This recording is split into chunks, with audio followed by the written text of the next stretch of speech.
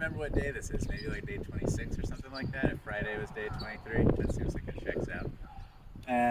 But yeah, so a little update in front of this very nice lawn that we have here. Starting to do more and more walking, more naturally, generally speaking, and trying to up the amount of distance that I'm walking. So, like today, earlier, I'm a little sore now because I've walked or did like a 0.7 mile walk on Sunday. Did the first like point to point destination walk, which was nice. Can start doing some fancy movements and stuff. What can you do? But yeah, so let's go inside and check out some of the other stuff. Oh, hello again. Down here, wanted to go through, and even though I'm quite sore at the moment from the longer walk earlier, gonna try and do my best to demonstrate some of the progress that have been made over here in the last, like, you know, 4 days or so since I've done something. So one thing is, just doing a lot more, trying to, kind of have my knee bent and kind of stretching things out, not necessarily on the mat. So doing like this can really kind of get a little bit of flexibility in it and just sort of let the gravity take over. So that's one little thing. On the actual mobility itself, I've made some decent progress. Again, kind of stiff, so I might not be able to show the full extent to this right now. But in addition to the extension, which hasn't really changed much, can't really get much better there. I was talking about the ability to bend my foot relative to the back of my, or to the top of my kneecap on the other side. I don't know if I'll be able to do it right now, but I've been able to get a couple of extra inches so that, like, right now the back of my foot is coming to sort of where my short line is. So definitely further and further forward I can bend on this knee, which is great. And it's like, it makes it a lot more comfortable just like sitting in a chair because it feels natural, like not stretched at all, kind of just sitting at a 45-degree angle. And also sleeping, because it's like more comfortable to kind of sleep on my side with my leg bent a little bit, and hoping that that isn't, detrimental in the in the longer run. But more about sleeping in a little bit.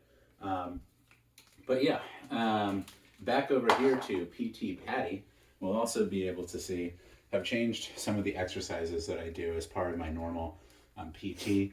It now takes me quite a long time, like 45 minutes, to do all of the different exercises.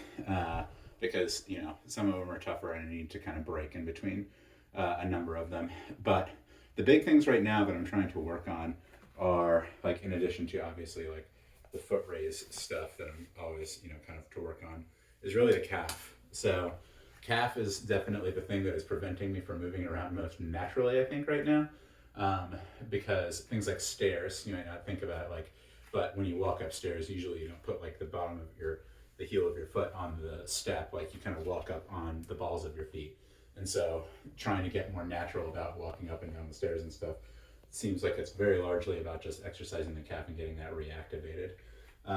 And like, normally my calves are pretty decently, defined. And so it's interesting how over time, since I've been like practicing that, it feels like it's kind of coming back into its normal little thing. But one of the two things that I've been doing, so standing calf raises, so trying to do them like one-legged, give myself like a little bit of support, and then do calf raises like that. So, and then hopefully over time give myself less and less support. So that's one thing. And then also been doing a lot more kind of like yoga style exercises. So doing some lunges, and so I can get into a pretty good lunge on the front with the front knee, and it doesn't like bother me at all. And then doing these exercises, so pushing out, pushing in, so like that on the front side, and then on the back side, kind of going and trying to lower the knee down to the ground more. If I'm being honest, I feel like this one feels a little awkward, just not sure if I'm getting exactly what I'm supposed to be out of it. But in any case, moving down and getting just a little bit more flexibility out of the knee. So that's good. But then also, on the note of exercising the calves, look at this. Got the standing bike thing set up. So amongst all of the bikes, this is the one that seems like it fits the best. But I was a little bit surprised that this thing seems to work as well as it does. But yeah, so now I can kind of sit on this and bike away, and most importantly, and this as opposed to this, I can get my foot on the actual like ball of my foot, so it gives me a much better calf engagement. So it seems like it gets, or it's a lot better for just trying to get that kind of exercise.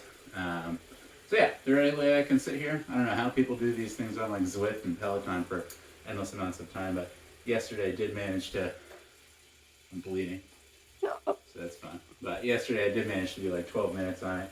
We'll probably do the same thing today. But yeah, really just about trying to wake up the calf muscles, so exciting there.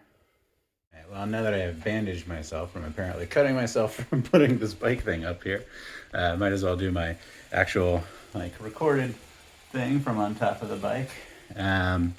But yeah, so the slightly positive improvements in just like the walking distance and mobility is great.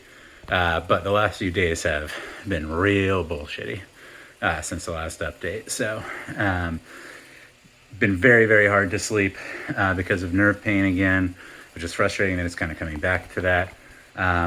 Definitely also just been kind of sore. Trying my damnedest to wean off of the tramadol first, and then later, after I've kind of done that, I'm going to try and do the gabapentin. Just really being sick of being on those drugs. But that means that, it does get more sore, it seems, in the afternoon. So, I guess that's to be expected. But yeah, the nice thing about the nerve pain, at least, or the thing that gives me optimism, if anything, is that now when I'm getting sort of like the shooting pains going through my leg, it is entirely at the tip of my foot, like right by my toe, rather than going through my entire leg.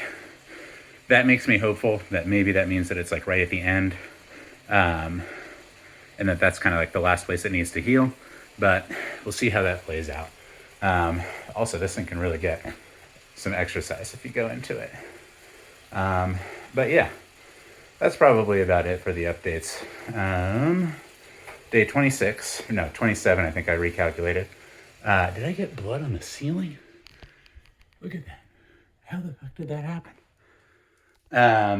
But yeah, so definitely a month in since the surgery, I would say that I thought that I'd be a little bit further along than where I am now. I don't know how much of that is due to just the nerve damage stuff versus just like the normal recovery. But just going to try and stay positive and keep on pushing it. So over and out. And maybe it's worth doing a little bit of a scar update as well, because there has been a decent amount of change there. So forewarning. But yeah, so if you take a look at it now, a lot of the scabbing has come off of here, and this looks pretty dang clean if you ask me. So that's coming in nicely. All the other stuff is kind of just coming off, pretty readily. So probably in the next like 3 or 4 days, I would say that all that's going to be off, and then it's going to be a pretty clean scar all the way through. So that's exciting as well.